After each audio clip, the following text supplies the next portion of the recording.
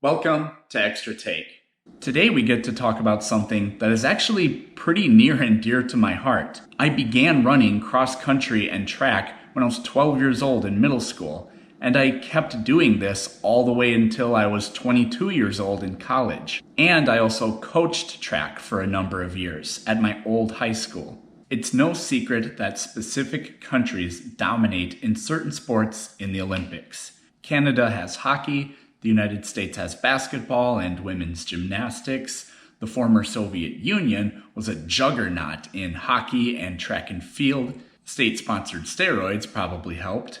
Jamaica has the 100 and 200 meter dash, but distance belongs to Kenya and Ethiopia. To give you an idea just of how dominant these countries are, here is a breakdown of some world records. The world record in the 800 meters is owned by a Kenyan male, while a Kenyan woman has the third fastest time in history. 6 of the top 10 times ever in the 1500 meters are held by Kenyan men. An Ethiopian holds the women's world record. Kenyan men have run 13 of the 25 fastest 3000 meters in history, 16 of the top 25 times in history, including 7 of the top 10 in the steeplechase are held by Kenyan men, with women holding 4 of the top 6 times. The 14 fastest ever 5,000 meter runs are owned by a Kenyan or an Ethiopian man, and 18 of the top 25 overall, while Ethiopian and Kenyan women hold 9 of the top 10 world times and 16 of the top 25. Every one of the 25 fastest men's marathons was run by a Kenyan or Ethiopian, and 17 of the 25 fastest women's marathons. And just how fast are they? To break the world record in the marathon, you have to maintain around 13 miles per hour over 12 hours, 1 minute, and 39 seconds. That's 26 consecutive miles at a pace of, brace yourselves, 4 minutes and 38 seconds. Women from these countries have only been running professionally for a few decades, due to some sexist attitudes from the past. So their presence should grow even more significant in the coming years. But this domination isn't as simple as, if you're from Kenya or Ethiopia, you can run. That kind of explanation is just lazy nationalism. The real reasons these elite runners come from these countries is much more interesting. And it's not just anyone from Kenya or Ethiopia. Specifically, it is people of the Kalenjin ethno-linguistic group from Kenya who dominate in distance running. While this group only represents 12% of the Kenyan population, it accounts for 75% of their professional runners. This would be the equivalent of 75% of all NBA or NFL athletes coming from only the state of California, which represents just a bit under 12% of the United States population. In reality, only 11% of current NFL players come from California. In Ethiopia, it is the Oromo ethnic group that produces most of its professional runners. So the question we want to answer today is, why those places? This video could not have happened without this book, The Sports Gene. I ran track in college and coached for 5 years at my previous high school. I have always been fascinated by running, and I've been a runner myself. And this book explains the biology of not just running, but all major sports. It is a must-read. I'm going to bombard you with more statistics. 17 American men ever have run under 2 hours and 10 minutes in the marathon. 32 men from the Kalenjin group ran faster than that just in the month of October in 2011. 17 Kenyans and Ethiopian men ran under that 2 hour 10 minute mark in a single race in 2012. 5 American high schoolers in history have run under 4 minutes in the mile.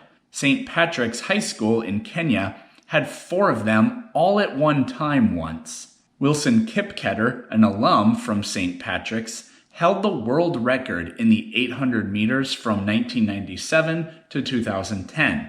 But he doesn't even have the school record at St. Patrick's High School. Around 80 out of every 1 million Kenyan men have world-class running talent. Now that sounds pretty rare, but for the rest of the world, the statistical odds of finding a world-class runner are something like 1 in every 20 million. What is in the water over there? Well, it's not the water. It comes down to just a few major physiological factors: body type and living at altitude. Studies have been done, and it was found that there really was no difference between Kenyan men and other men from other countries in muscle type, slow twitch versus fast twitch, which would be advantageous to distance running. Another performance metric commonly used in athletics is VO2 max. This is a measurement of how much oxygen the muscles are able to absorb during exercise. And there was no significant difference between Kenyan men and other active young men from other countries in this measurement either. So then, what is the difference? The most significant difference comes from body proportions. When Kenyan men were compared to others, they were found to have skinny legs, up to 17% difference in volume. That is a huge advantage. Take this hammer. It takes much less energy to swing it with the weight down here as opposed to with the weight up here. It's really hard to swing it at the same speed as before with the weight at the far end. It's not this extreme in people, but consider this. It's hard to know exactly what the number is, but in a marathon, a runner will take somewhere around 33,000 steps, 33 swings of their legs. Even if your leg structure is only a minuscule amount more efficient per step, over the course of 2 hours and tens of thousands of steps, those advantages add up significantly. These men also had legs that are longer in proportion to their body than men from other countries. Another advantage. Are the skinnier legs an adaptation that Kenyan and Ethiopian men developed in order to be better runners in the first place? Or does it serve a different purpose biologically? Again, it's hard to say for sure, but there are some ideas. One idea is that of thermal efficiency. If your body cannot cool down, you cannot sustain exercise. When we bundle up for warmth, we're really only concerned about our appendages. They lose heat rapidly. More slender appendages are even more efficient at releasing their heat. Living in the equatorial regions of Africa, having slender legs would provide exactly this kind of benefit. That, in turn, makes it an advantage in running.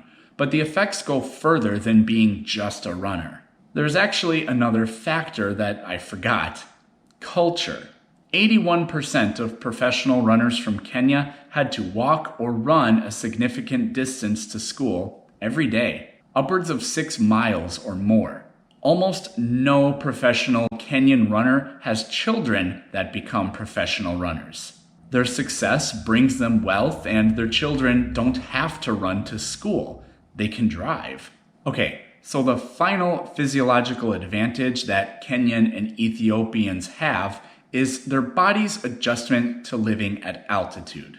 The Kalenjin group lives at an elevation around 6,000 to 8,000 feet above sea level. So their bodies and muscles have to grow accustomed to doing the same amount of work with less oxygen. When they compete at races around the world, held at much lower altitudes, their bodies are getting an advantage, even though everyone is breathing the same air.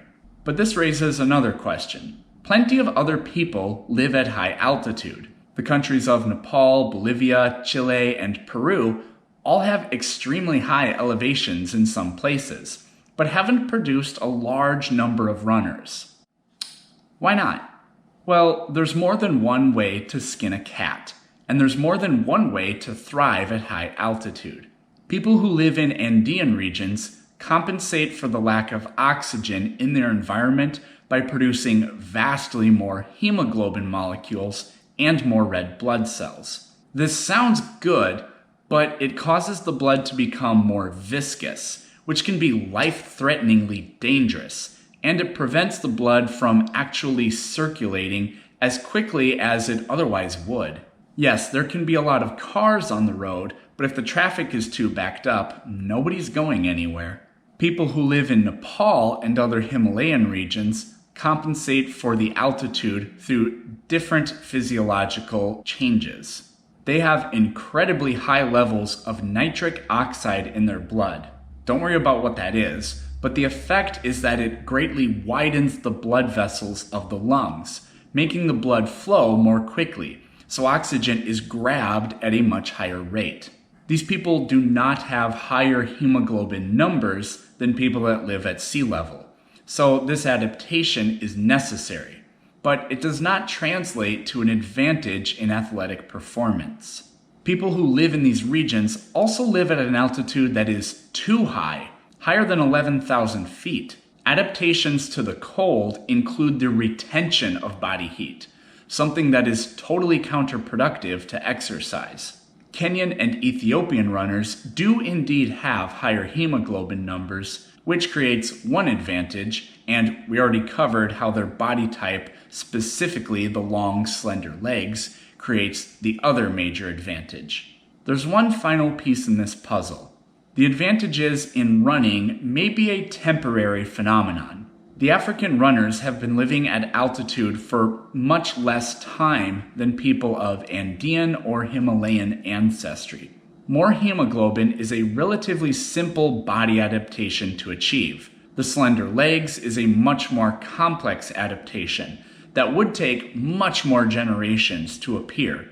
But it was already present because it was advantageous in the first place due to the warm climate they live in. Over much longer time, we may see the genetics in this part of Africa play out in a way where their bodies adapt to high altitude in more complex ways, like we see in the other two major high altitude regions of the world. It's not for certain, but it might happen. In any case, how lucky we are to witness such incredible talents. Thanks for watching.